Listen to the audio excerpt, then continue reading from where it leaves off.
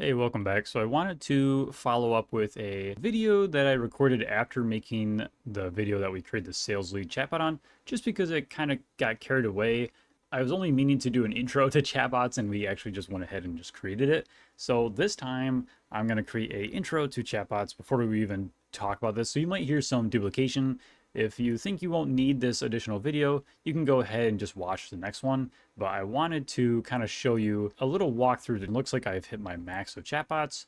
So let me go ahead and delete one of these. So I'm going to delete the one that I've made before this course. I'm just going to say delete Zap. So if you want to just follow along with kind of the intro or tour to chatbots, you can go ahead and create one now. I'm not going to do anything. I'm just going to show you the interface.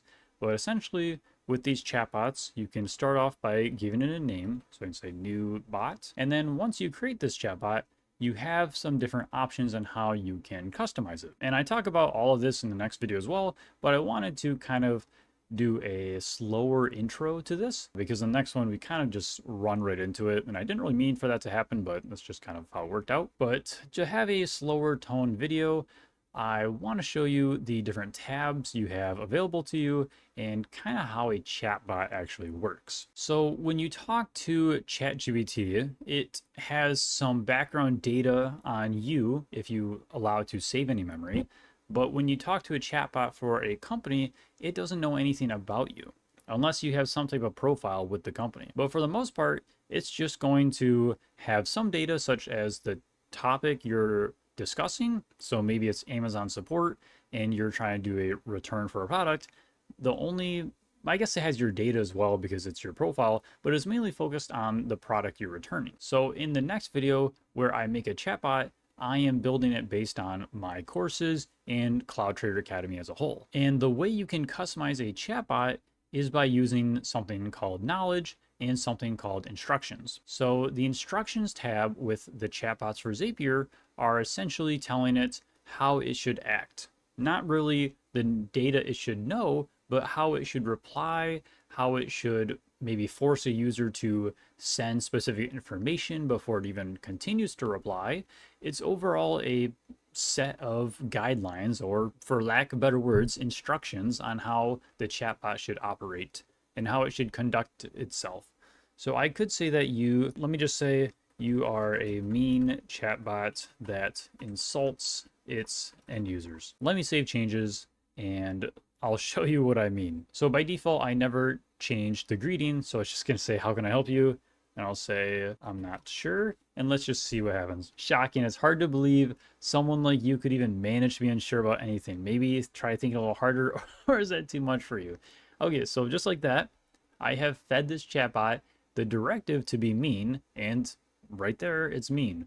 So we also have something called knowledge. And when we're talking about using chatbots for a company, these companies use their data as knowledge. So a knowledge source is just data. So if you have a PDF or maybe a whole SQL database full of data to train your AI model on, that's what this is. So a knowledge source in terms of a company could be maybe what the company does, maybe some details on their financials in case you're interested in buying stock in their company, or it could be data relating to the products they currently have available, anything like that. It's going to be data on the company. So think of a car dealership.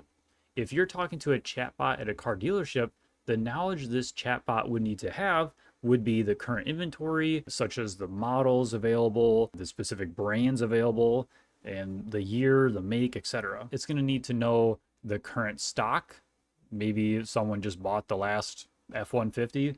Now the stock is down to zero. The chatbot needs to let the user know that. That way this end user and potential customer doesn't drive out to the dealership to see that there are no F-150s anymore, for example. So the chatbot needs to be trained on data relating to your company. Next up, we have our logic.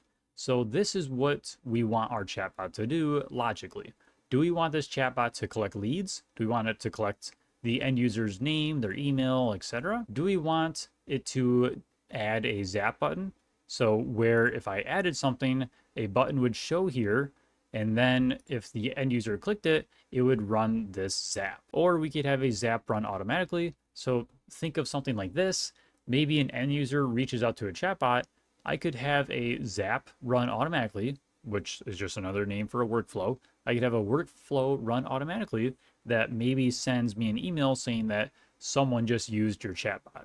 I mean, it's kind of useless. I don't really need to know that, but that's an example of what I could do. Or you could also have a link button here. So it would just show below here, and it'd be a link that the end user can click, and it would just navigate them somewhere. We also have our theme tab, so we can change the profile picture of this chatbot if we wanted to, and we have a few other appearance options. And now another very important tab we have here is integrations. And with integrations, you have the option of selecting different applications to link this chatbot to. So in the next video, we're linking it to Slack, but you could also link it to Gmail, Zendesk, Facebook Messenger, or you could do something custom. So think of Facebook Messenger. If you are running a Facebook page that end users need to maybe ask you a question about something you're selling, or something about whatever your store page is, you could have it automatically talk to a chatbot via Facebook Messenger. So that's a really neat thing as well. We also have an AI model tab. So if we want to change the AI model we're using, now of course I can only use OpenAI.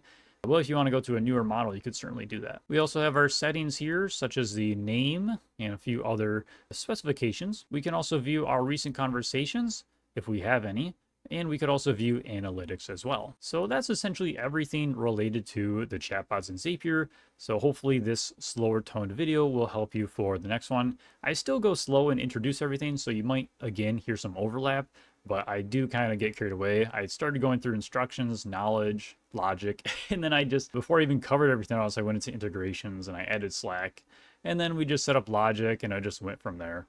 So again, I just wanted this video to be a slower paced intro to chatbots before we go ahead and build our own chatbot. So again, I'll see you in the next video where we'll actually build our own chatbot.